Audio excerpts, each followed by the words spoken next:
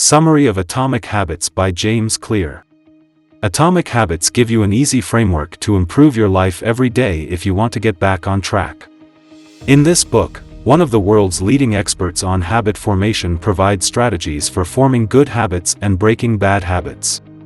If you find that you struggle to change your habits, you will also learn how tiny daily habits can have a huge impact on your life and your future.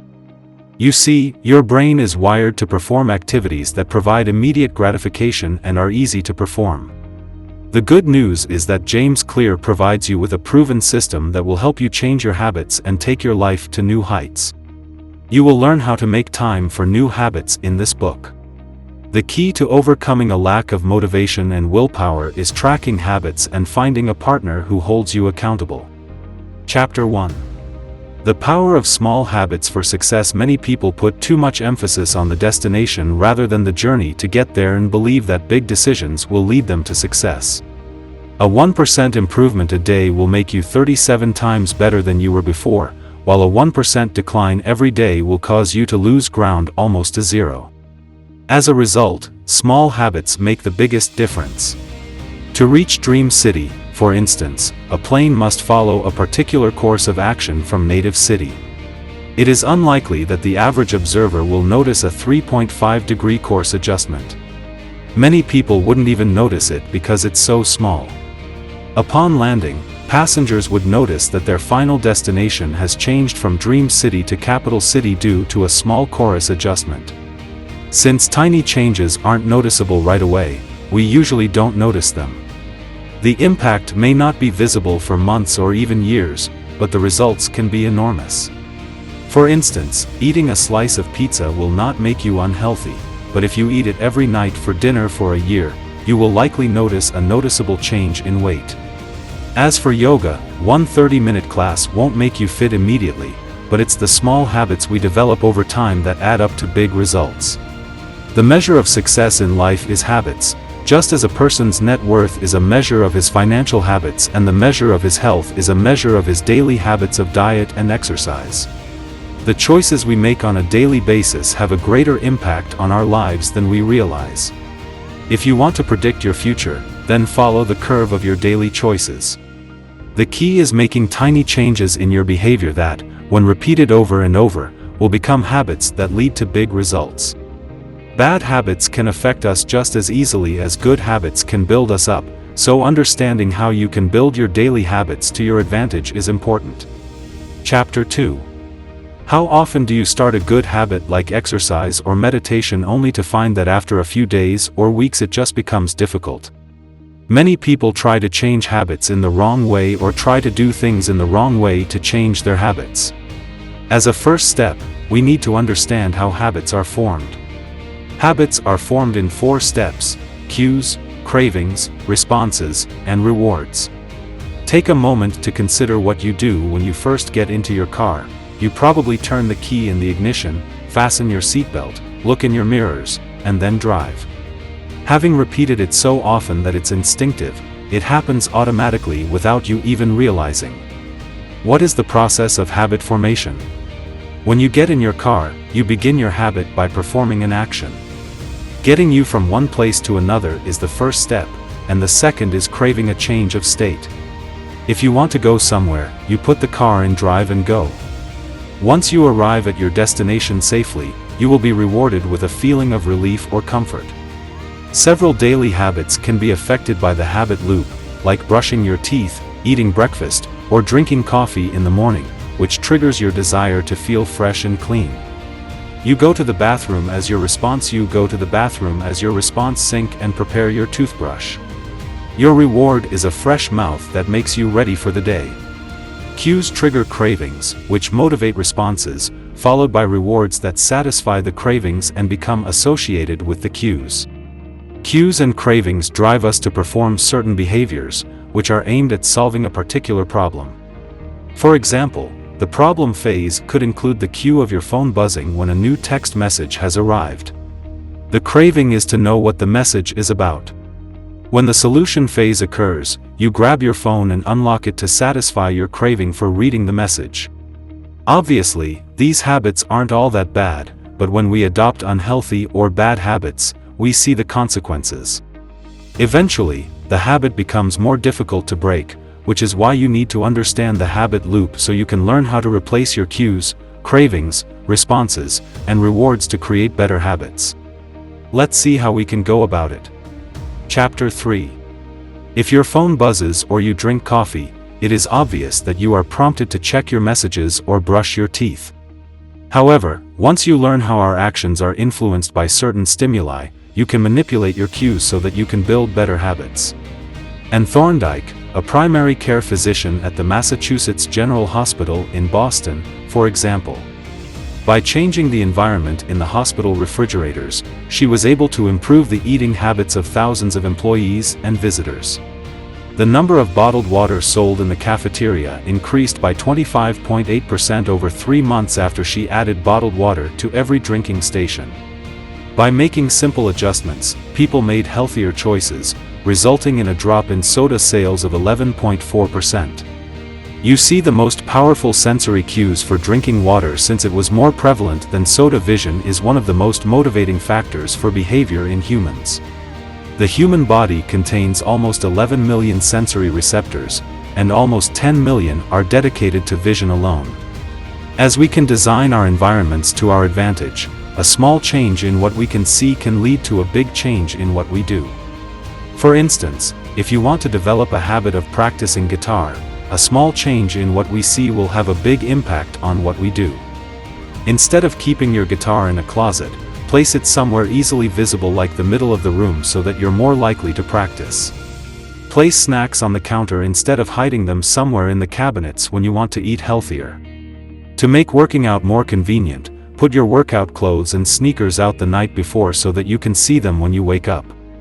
A visual cue that highlights the desired habit can also create desired cues. Implementation intentions are easy to practice if you create a plan for where and how you will accomplish them. If you create a plan, you are more likely to stick with your habits. A study of voters in the Democratic country found that citizens answer the question, when and how, when asked when and how they will vote. Rather than telling yourself you want to exercise more often, make a plan and say that every Monday, Wednesday, and Friday after work you will go to spin class and leave a bag at your desk or in your car to remind you. Chapter 4. Having lived in a society where reality has been doctored to make clothing more appealing, we are constantly bombarded with food and home goods advertisements. We engineer our photos with ideal lighting and photoshopped edits to make products more appealing to consumers, and the same can be said for our habits. Our photos will become habitual if we engineer them with perfect lighting and photoshopped edits.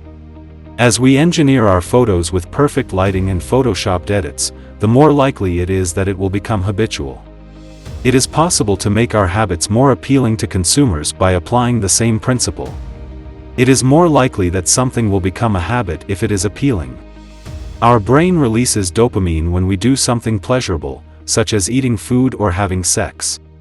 We release dopamine when we anticipate those pleasurable activities as well. We are simply being encouraged to participate in these activities by our brain. Children anticipate gifts on Christmas morning, and their brains release dopamine when they receive gifts and see Santa during the Christmas season. It is important to remember, however, that some things that make us feel good might not always be healthy for us.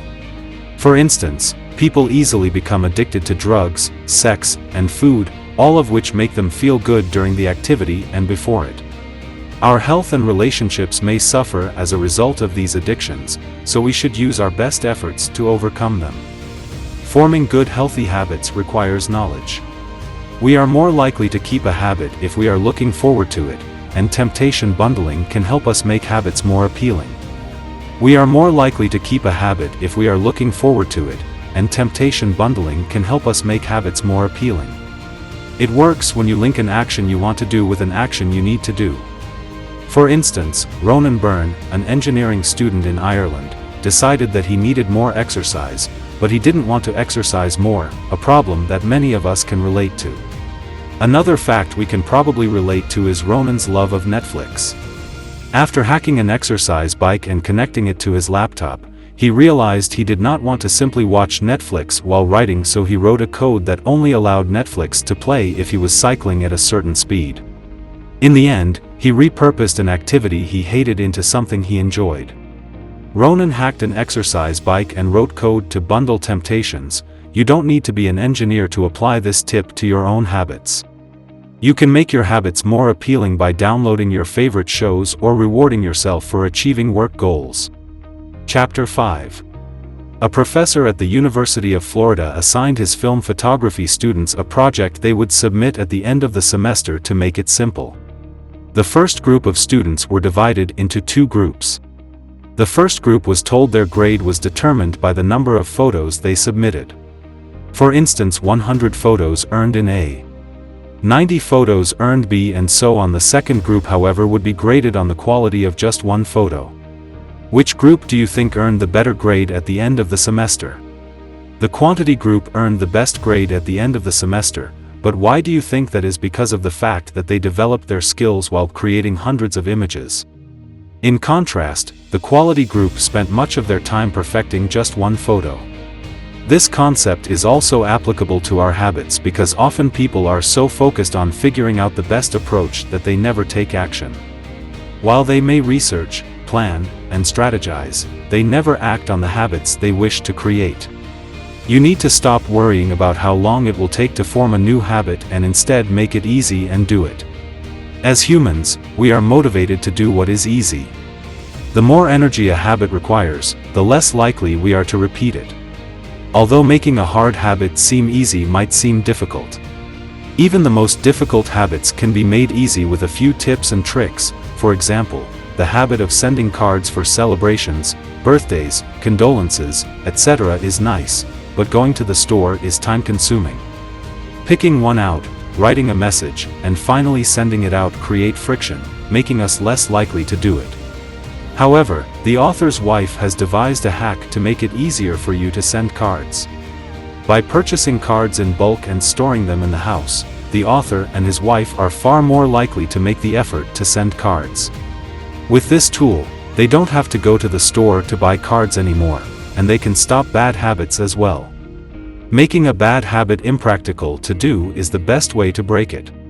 You won't be as likely to turn on the TV when you come home from work if you unplug the TV and remove the batteries in the remote. By doing this, you will be able to break the habit of watching TV after work and form a new, healthier habit. Another way to make the habit forming easy is through the 2-minute rule. The basis of the rule is to start small and make the habit easy to start. For instance, instead of telling yourself that you need to study for our class, you can start with the basics and tell yourself to open my notes. Or maybe you want to make a habit of doing some yoga after work. Instead of saying I need to do 30 minutes of yoga yourself, take out my yoga mat. By breaking down the habits into simple steps, you make the habit easier to form, which means you'll be more likely to form long-term habits. Chapter 6. Making a long-term habit is a matter of making it satisfying. Successful companies understand this concept. When toothpaste manufacturers added mint to their products, people enjoyed brushing their teeth more because they got a minty fresh feeling that was satisfying. In the 1990s, public health researcher Stephen Luby worked in a neighborhood in Karachi, Pakistan. If an experience isn't satisfying, chances are it won't be repeated. He achieved a 52% reduction in diarrhea among the local children during his time there. He achieved a 52% reduction in diarrhea among the local children during his time there. As a result of introducing good soap, pneumonia rates dropped by 48% and skin infections dropped by 35%. If you were raised in a westernized society, you would understand how important hand-washing is as a basic hygiene skill. Of course, the locals in the Pakistani neighborhood also understood this, but they didn't create a habit of washing their hands. Procter & Gamble introduced a premium soap overnight to Lupi's neighborhood, and Lupi realized how important soap is to making hand-washing more enjoyable. People soon developed the habit of washing their hands when they found a soap that lathered well and smelled good.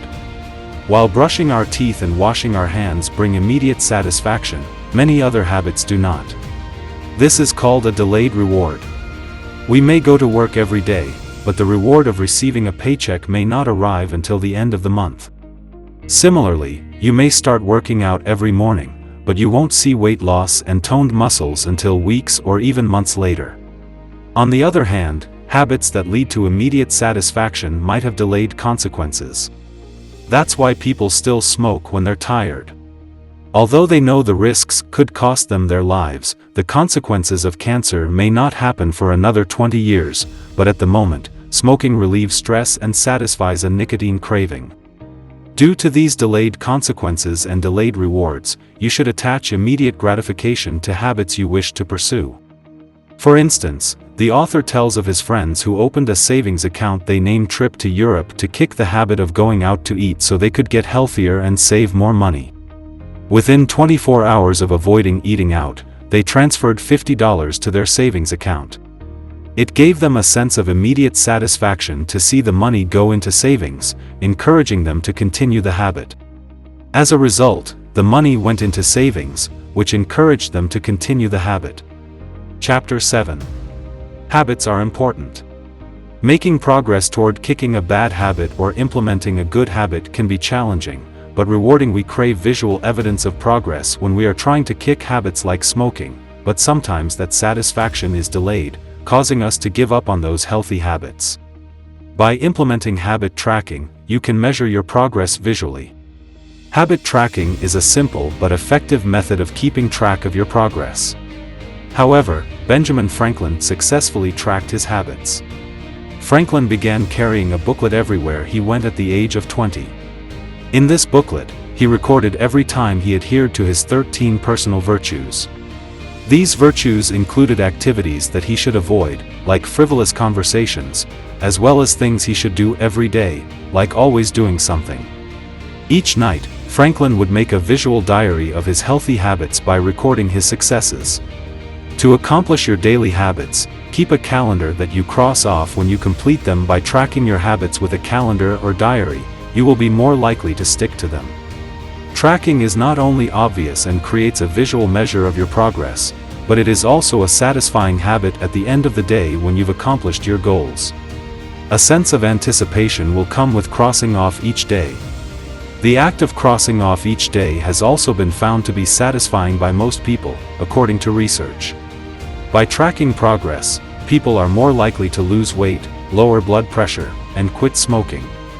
By tracking progress, people are more likely to lose weight, lower blood pressure, and quit smoking. People are more likely to repeat a satisfying experience than a disappointing one, so a contract can make all the difference. People are more likely to repeat a good experience than one that is disappointing, and a contract can make all the difference. Contract can make the difference between a good and a bad experience, since people are more likely to repeat a good experience than a disappointing one. In the same way that people are more likely to repeat a pleasing experience, they are also more likely to avoid a painful or expensive experience. As a result, behavior changes when there is an immediate consequence. For instance, university students are more likely to attend class if attendance affects their grades. In the same manner, students know the consequences of not showing up, so they do. For example, entrepreneur Brian Harris uses the same logic to help him form positive habits. In Nashville, his wife and trainer signed habit contracts to keep him on track. As part of the trainer's contract, Brian had to lose 200 pounds. By tracking his intake of food and weighing himself every week, he was able to accomplish this. For example, he would be fined if he didn't track his food intake. He would also have to pay his trainer $100 if he didn't weigh himself. His habit contract worked not only because he was concerned about losing weight, but also about his trainer and his wife. Being aware that someone is watching you can be enough motivation to succeed, which is why he needed an accountability partner or signed a habit contract to implement healthy habits. Final summary: while many believe that making big changes is the key to success, it's the little things we do every day that make the biggest difference in our lives, so adopting healthy habits is crucial to living a long, happy life. Of course, this is easier said than done, since forming new habits can be extremely challenging.